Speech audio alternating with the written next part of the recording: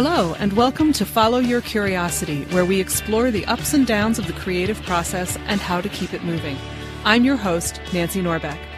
I am a writer, singer, improv comedy newbie, science fiction geek, and creativity coach who loves helping right-brained folks get unstuck. I am so excited to be coming to you with interviews and coaching calls to show you the depth and breadth both of creative pursuits and creative people, to give you some insight into their experiences and to inspire you. I'm really excited to bring you another coaching call this week. This time, I'm talking to Maggie, a friend and former writing student.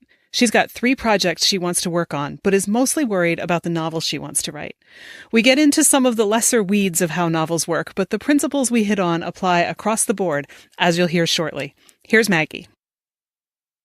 I am going to start by asking you my standard question. It's a big question. It can kind of be a broad question, so take it in whatever way you like. Just don't let it throw you.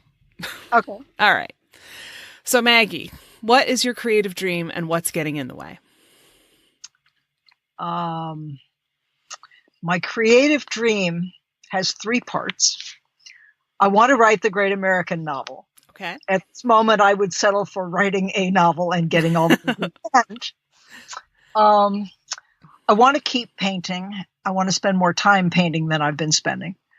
And I want to be weaving again, which I have been all but inactive with really since residency started, which will be at this point 5 years. Okay. What's getting in the way? Let's see. With the novel, it's fear of not being up to the mental challenge of holding it all in my head. With the painting, it's a combination of not having the perfect studio to go to and finding other things on the calendar when there is good studio time available. And with the weaving, it's completely pernicious inertia. At the end of residency, I finally got the loom threaded. That's 4 years ago. And I wove an inch and a couple of threads broke and they were awkward to repair. And so I didn't do anything. And last week I finally cut the warp off the loom, put the loom up for sale, and started thinking about a project for the smaller loom that is in the corner behind the big. So that's a huge answer. What do you want to focus on for this hour? Well, that was actually what I was going to ask you. Probably the novel is the place where I could use the most help. Okay. So you made a comment about having to hold the whole novel in your head. Can you tell me a little more about that? I'm aware of cognitive decline over the last several years, and that's not new information. And I may cry talking about it, which is fine with me. I remember when I could have 4 books in progress that I was reading and pick one up that I hadn't actually looked at in 2 weeks and know exactly where we are and who the characters are. But now, if I pick up a book that I haven't read in a few days, I have to go back 5 pages to find out where we are. And I may have to go back earlier to find out who the hell is this character. Mm-hmm. Even though my perception while reading it is that the characters are well drawn and that their voices are different, and it ought to be pretty easy to sort them out. And it is. I just don't remember them. I have the same problem with relationships with my colleagues and relationships with my patients. I'll remember that I said something to someone, but I won't remember who it is. I will have to look to see which patient is the one who has a daughter and 2 sons and which patient is the one who has a son and 2 daughters. And those things all used to stay in my head. So that's, again, a long answer about cognitive decline. But when it comes to the writing, I'm constantly having to look back and say, well, wait a minute, what did I already say this character was doing? And if I have her walk in the room right now, is this the scene where she's 14 or the scene where she's 24? Okay. So how are you keeping track when you talk about whose family is whose? How do you keep track of that information? I have notes all over the place. There's a computer that I can check when I have decent internet, but there's also a notebook, and I can flip pages and go, the last time that I saw Stephen, this is what we talked about. Oh yeah, all right, now I know who Stephen is. Okay. So here's another question. When you write, do you outline ahead of time, or do you write like by the seat of your pants like I do? I have tried repeatedly to outline ahead of time, but the characters don't want to go where I outlined, so I tend to follow them. Fair enough. That's what I do. What if you outlined after you write a section so that you would have notes like you do for your families? Aha. That could be very interesting, and I have never even thought of it. So if I did that, let's see, I would end up with a page. I would end up with a page for the grandmother that would say when she was born and how old she was in chapter 1 and how old she is in the part I'm writing now. And I would have a page for her daughter, who so far has been a totally bit player. But I would have to actually figure out how old is the daughter based on the age of the granddaughter and those kind of things. Yeah, all right. So that might be very useful. Does that sound manageable? It does. And now I'm suddenly taking notes. Good.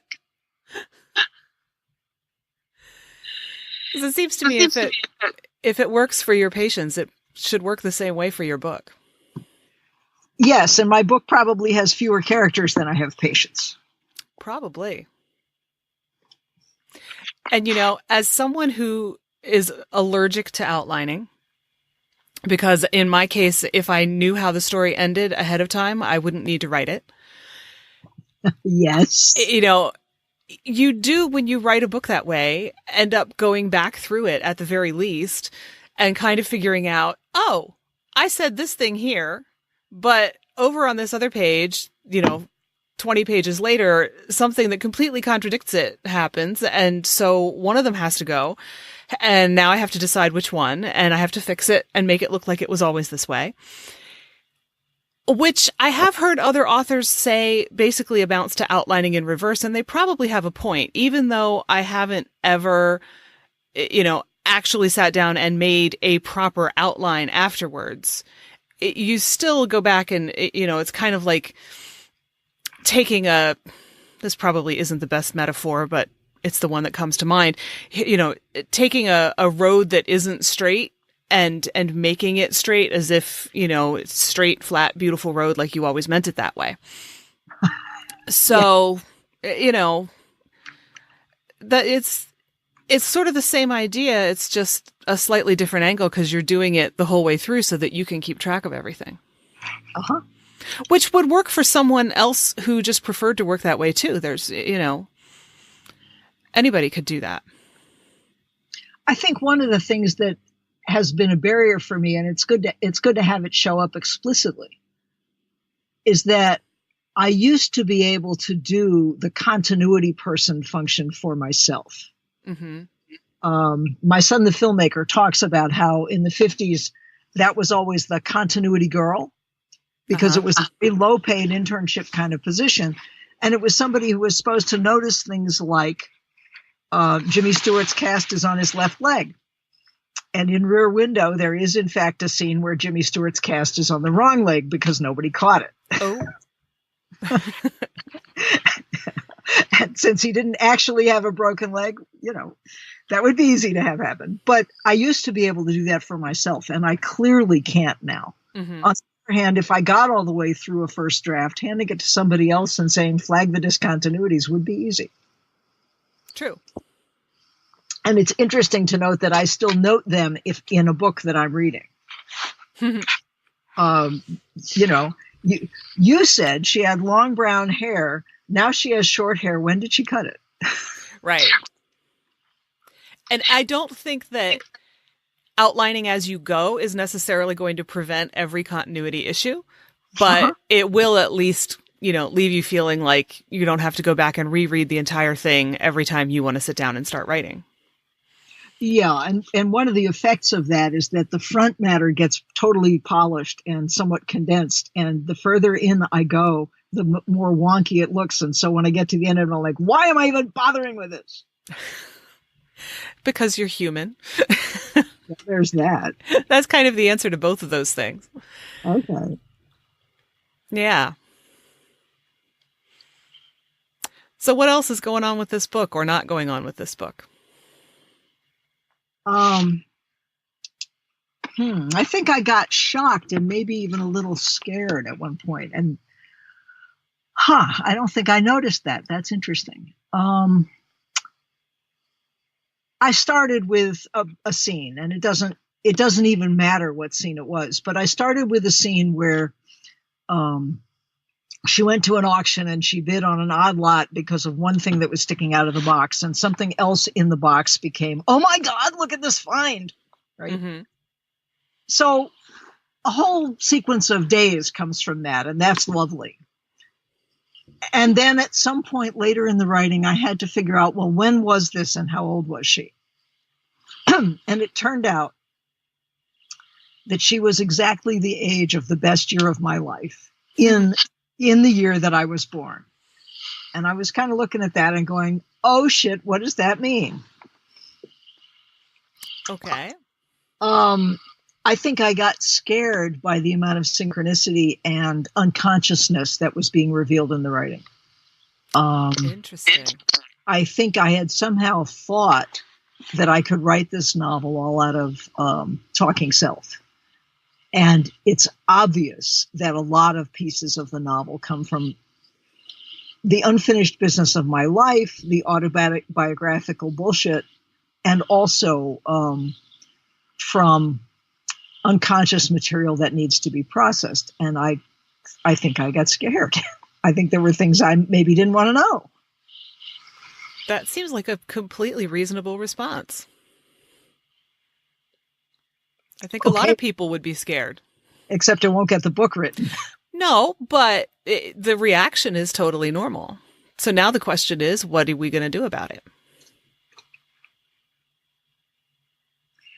Well, it would make perfect sense to start with whatever scene shows up in my head and read only as much as I need to get that started. Okay. It might make sense to read the whole thing. And it's interesting to note that about 4 months ago, I got the whole thing out, and it is now sitting on a chair in my living room waiting for me to look at it, but it's daunting. It's big. How big is it?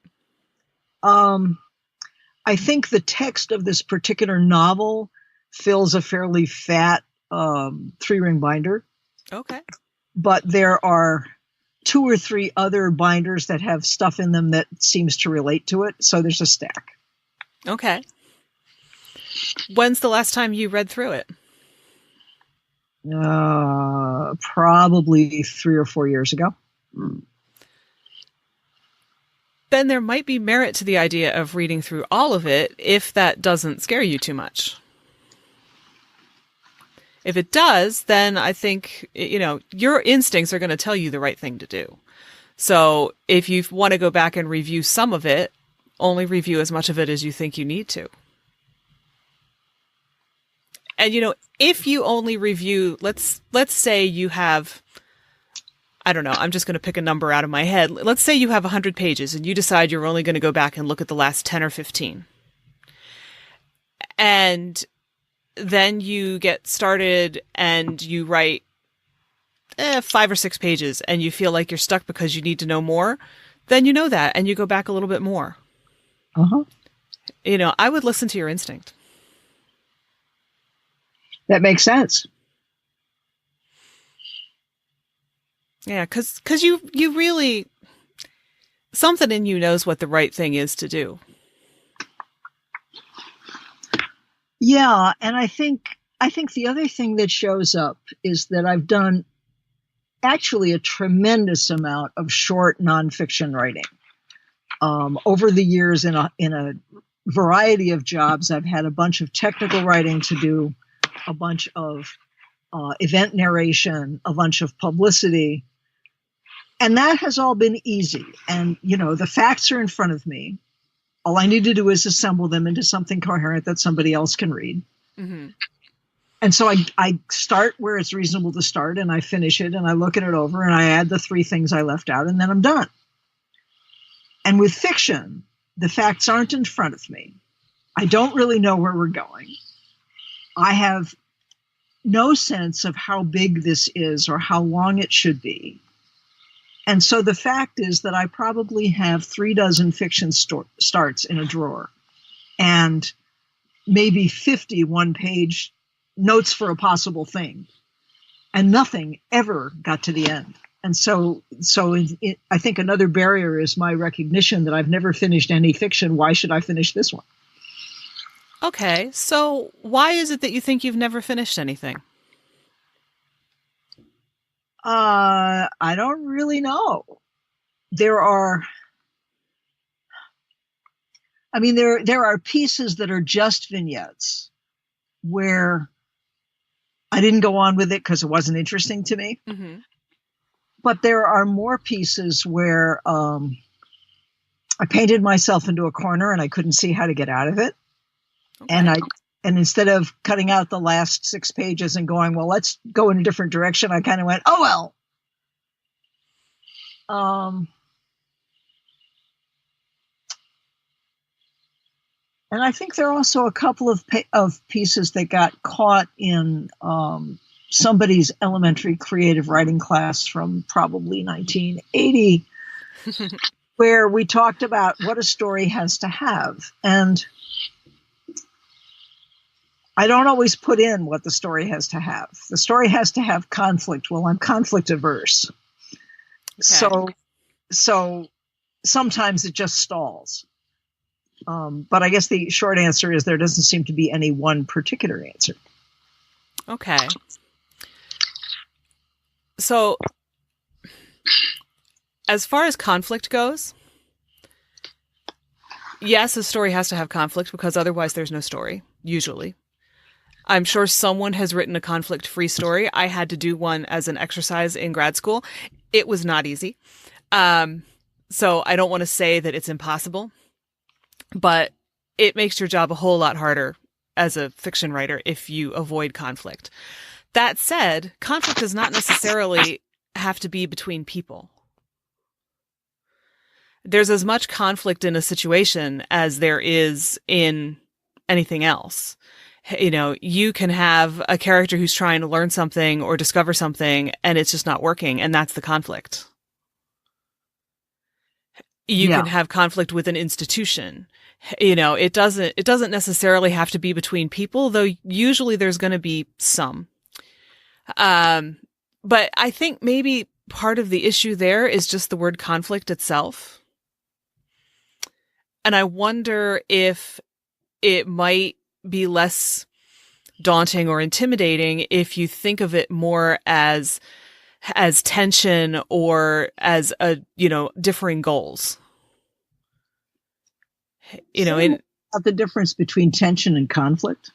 Well, conflict tends to create tension, but tension is what keeps a story interesting. So tension is the kind of emotional involvement that comes out of, say, will this couple get together or not? Will the hero defuse the bomb in time? Will, who's going to win this fight? If you're having a knockdown, drag out fight or an emotional fight, anything like that creates tension because your reader is sitting there going, oh, what's going to happen? What's going to happen? I have to keep reading. I want to know what's going to happen, and so it kind of keeps you hanging, but it can be more subtle too. It could be, say, King Lear. King Lear makes this crazy promise to his 3 daughters, tell me how much you love me and I will divide my land accordingly, which is not the way anyone ever should do that ever. But, you have the 2 daughters who are perfectly happy to say, oh, daddy dear, I love you as much as the moon and stars. You're the greatest thing that ever walked the earth, even though they don't give a damn about him. And then you have the daughter who actually does care, but who isn't going to sit there and come up with this flowery speech because that's just not her style. And so she ends up with nothing. The other two end up with everything because this crazy old man listened to flattery instead of his heart or any kind of sense. And now you have the tension that comes in because he's made this crazy decision. His two, ambitious, ruthless daughters are going to do everything they can now to act in their own interest, down to the point where they don't care if he lives or dies. The other daughter is languishing in prison. You've got all of these things going on, and they all drive the story. So the tension, actually, this is a better way to describe it. The tension is what drives the story and keeps it going. What are we trying to get to? Who needs to get what accomplished or needs to get out of what situation or what needs to be resolved? Does that make sense? It does. And it also sheds light on a novel that I'm presently listening to, where every once in a while I get scared and I decide I don't actually want to know what comes next, and I take a break. And one of the things the novelist has done that I appreciate is wind the tension up to the place where it's uncomfortable and I'm actually going to stop reading, and then drop in some reference to the future that lets me know that even though I think the hero is about to get killed, he's actually going to live through this. Ah. For the rest of his life, these few days would be the most important memory, and it's an interesting dance between exactly the tension that keeps me reading and wondering what's going to happen and the point at which I say, I don't want this. Yeah. And I know what you're talking about because I have trouble sometimes with things like that too. There are certain books or movies where the suspense just gets to be too much for me and I have to take a break from it for a while, which of course defeats the whole point of then getting to where the tension is resolved, but that's just how I am. And so I deal with it because otherwise it would drive me too crazy. That's how lots of us are. And I think it's a lot of what goes wrong with politics is that when things become too uncomfortable, people turn away because it's too uncomfortable. Yeah. There's a limit to what human brains can take. Yeah. And, I think different readers come to the point of having to take a break at different points, but I get that without any tension at all, I'm just reading, description. Mm-hmm. Yeah, you have to have something that moves things along. Yeah. And, and tension varies. Sometimes it's just a little bit. So-and-so woke up this morning, she made herself breakfast. There's not really any tension there. But then 3 hours later, she's at work and the person who constantly stabs her in the back is coming in for a meeting, and now we've ratcheted it up a little bit. Assuming that we're not talking about a story where, a bomb's going to go off. Though emotional bombs may happen in the backstabbing story. So, yeah. Yeah, and I think, one of the things that keeps happening in this particular novel is that my main character, who is the grandmother, except as I say, when the book opens, she's 28. She's constantly setting off to do something relatively mundane, have breakfast, clean up her painting studio, whatever.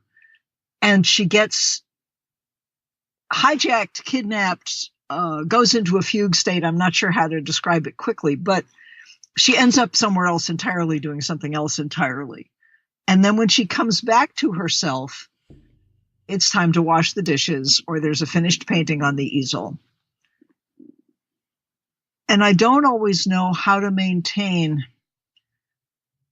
the tension of her experience as she comes back and goes, well, how in the world did this happen? And also let it be as mystical as it seems to be. It would be great if I could say I did it on purpose. But that's a really interesting question, but it seems to me that there's probably some inherent tension in, whoa, wait, what happened? How did I get here? What is this thing I'm looking at? And where did it come from? So there may not necessarily be an issue there, at least not at this stage of the game. It might be something that you want to leave to resolve later on. Yeah, that makes sense. But does the idea of tension rather than conflict help at all in resolving that? It does. That question? Okay. It does. It often feels to me that conflict between characters is dropped into the novel because an editor said so. And I often, there's not only "don't go in that basement, stupid," that we get when we're watching movies, but there's also, why are the two of you fighting about this? Right.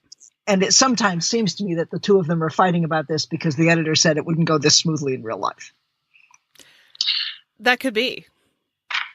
And, one of the things that you do aim for when you write a book is to have it be as realistic as possible.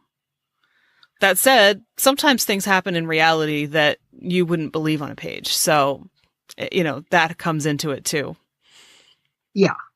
And also I think, just like what happens with the mainstream press, where as long as the mainstream press is essentially white and middle class, we don't hear about the viewpoints of people who are not both of those things. Mm-hmm. It often seems to me that what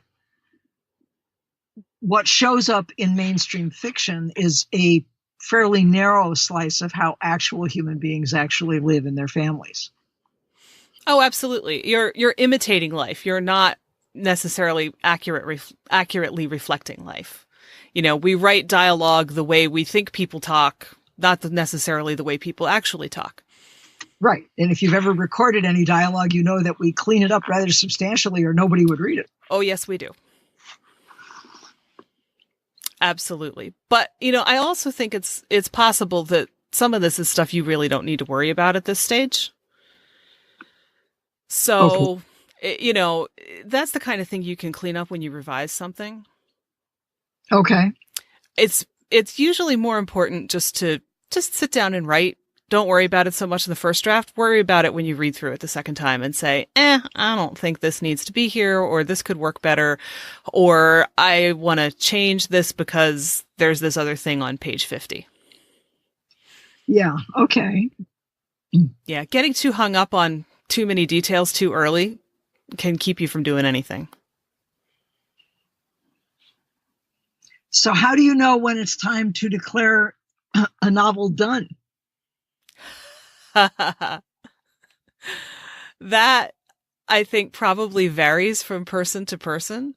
I think it really depends. I mean, for me, I went through my book 2 or 3 times through the whole thing, just sitting down, reading through it, asking myself questions as I went. What does this line mean? Where did this character come from? Why does this thing happen on this page and this thing happen on the other page? And the answer to that last question, by the way, is not always, they need to be consistent. It could be that there's a clue in there and that it's fine the way it is, but that you need to explain it, there's this reason. But eventually, if nothing else, you'll get to a point where you feel like you need to be done with it. Oh, okay. Because the thing is, you're never, very rarely ever, does anybody who's working on a creative project look at it and say, behold, it is done. It is perfect. I am finished. No, doesn't happen. I totally get that. And it's lovely that the audience doesn't know what you had in mind. They only know what you produced. Right. Yeah. So, I mean, you just have to, you'll know. I really think you'll know. Even if it's just because you sit down and you say, I can't do any more with this. I have to be done. But you may also reach a point where you say, you know what? I'm pretty happy with this. And I've got this other idea that just popped into my head. And I'm really itching to explore that. So it's time to put this one to bed so that I can move on to the next thing. And it may look like something else. I think it's probably a little bit different for everybody. But I think you'll know. The only time you get into trouble is if you are actually chasing that perfect moment of glory, because then you'll be working on it for the rest of your life and you'll never do anything else. And you will undoubtedly have become what my 8th grade home ec teacher would have called a paralyzed perfectionist by that point. And yeah, then you may need an intervention to stop you. But no, I think you'll know. That's good to hear. I have definitely not arrived at knowing that anything was done. And that's okay. And by the way, speaking of not ever having finished anything, the only novel I've ever finished is the one that I published. Okay.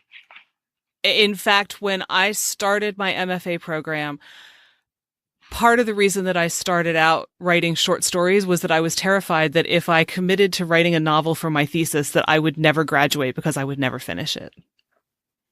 Okay. So sometimes you're finished just because there's a deadline. That has certainly happened to the nonfiction stuff I've written. And I haven't ever written anything book length in that department either. But yeah, sometimes the deadline is the reason we're done now.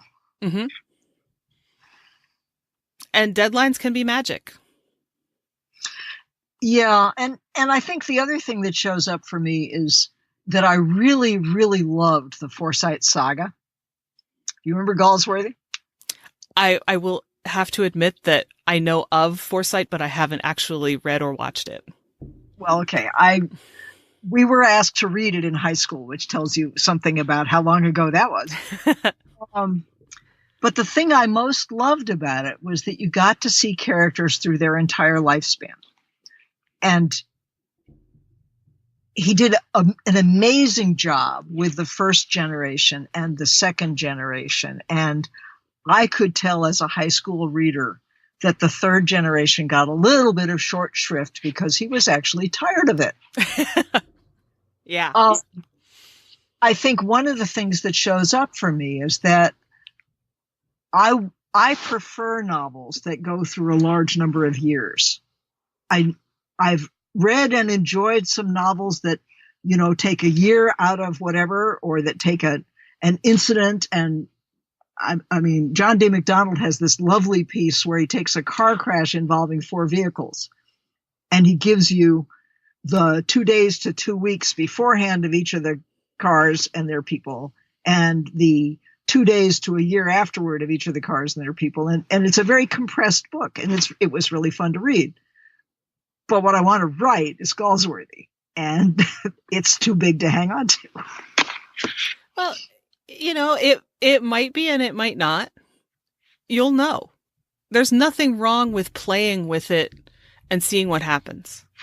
And if it turns out that it's too big, take a chunk of it that really works and focus on that. Ah, okay. Or move on to something else. I mean, you'll know. You do make a case for just going with my gut. Uh-huh. Because here's the thing.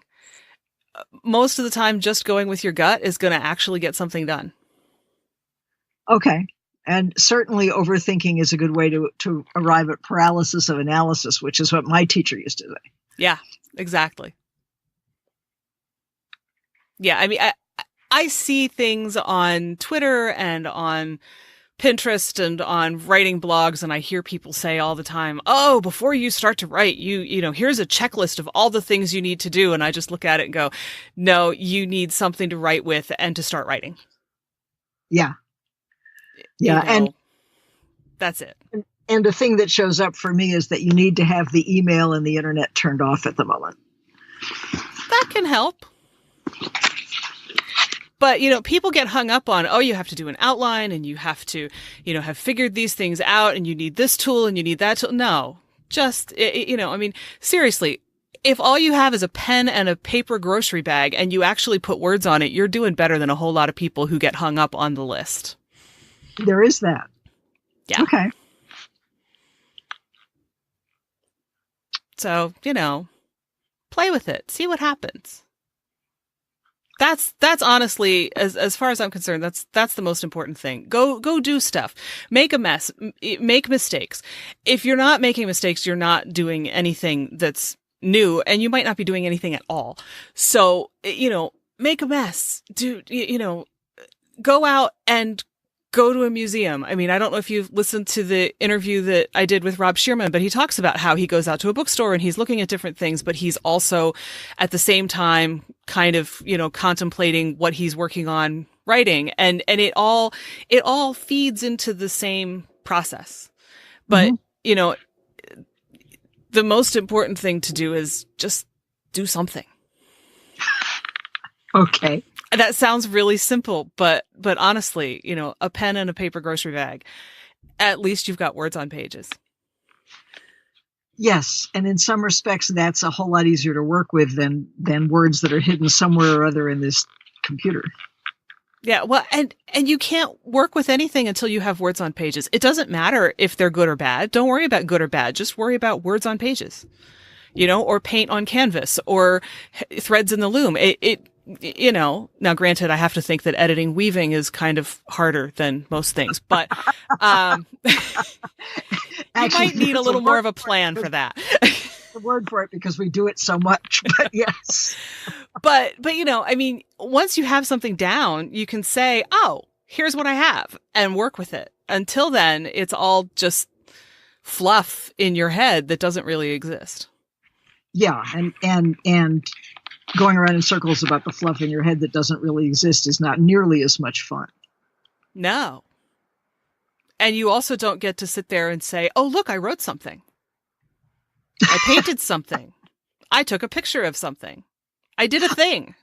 I practically never get to look at a piece of writing and go, oh, look, I wrote something. But I welcome the day. Well, but here's the question. When you write something, is it that you're not looking at it and saying, oh, I wrote something? Or is it that you're looking at it and saying, oh, what is it? I don't know. Maybe it's no good. Because those are two very different things. Huh. I wrote something is literally, oh, look, words on paper. It could be the same word 62 times, but it's still words on paper. Okay. That's a new idea. And you're right. I usually have been looking at it in some judgmental or evaluative way. Yeah, those are two different things. Okay. It's probably the difference between creative writing and all the other kinds of writing I have done. It's also the difference between writing more and getting hung up on what I wrote was bad, so I don't want to write anymore because it'll be just as bad. Yeah. Okay. And it also applies to everything else. The same principle works for whatever it is you're trying to do. So some of this may carry over into the painting and the weaving. Interestingly, I did know that about painting, and the best work that I have done has been when I started off with a blank canvas and threw some paint at it to see what would show up. Not that one can ever draw a picture without having some image in mind, but playing with it is definitely how it gets better. Mm-hmm. Yeah, 'cause playing with it is like what you do when you're a little kid. Yeah. Most of which we've all been trained out of, but never mind. Yeah, my 3-year-old nephew will pick up a crayon and scribble all over a piece of paper and not think twice about it. Sure. Granted, the same child, at Thanksgiving looked at my stick figure Pink Panther and said, no, the feet are wrong, do it again.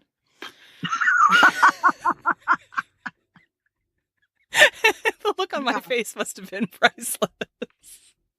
Yeah. I was not expecting that. It's like nobody's watching and then laugh at somebody else's dancing. Yeah. Yeah. The feet are wrong, do it again. Uh-huh. Just like, what?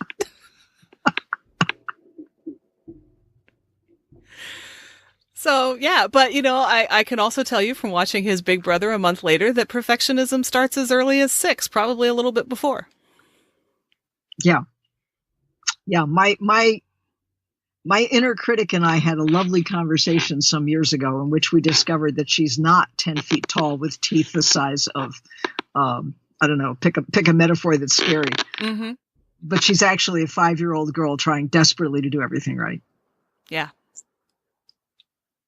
So, yeah, I think perfectionism starts when you start trying to conform to all these instructions, some of which are mutually exclusive. Yeah. It's as soon as you get the idea that there is a right. Yeah. Yeah. Oh, well.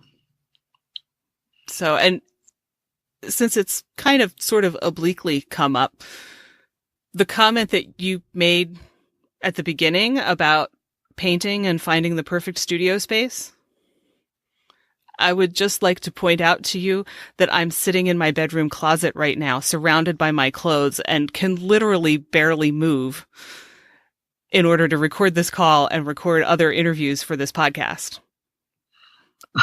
You do not need to have the perfect space. You just find the space you have and use it.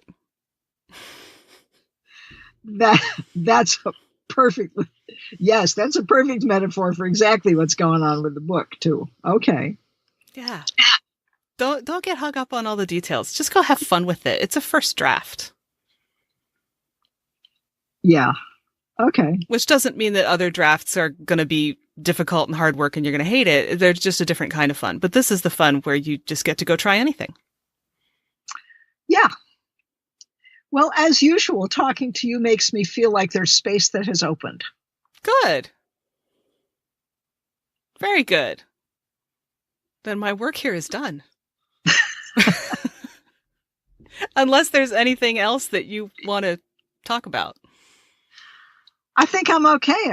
I think now I have to drive for an hour before I can do anything about it, but that's all right.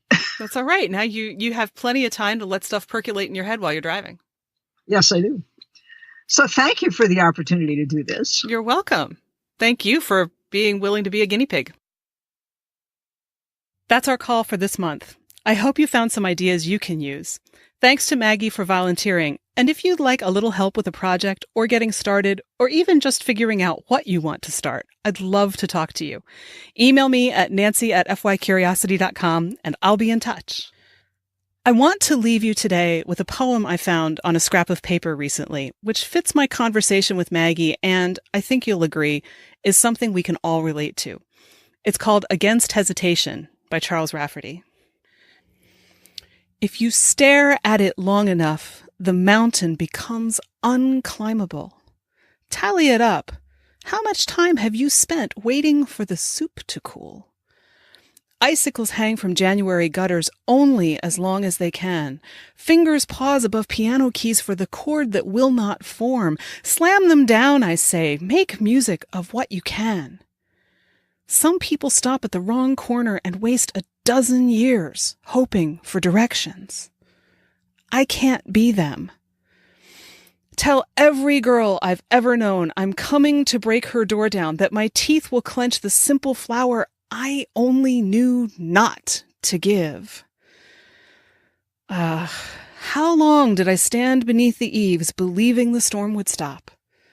It never did, and there is lightning in me still.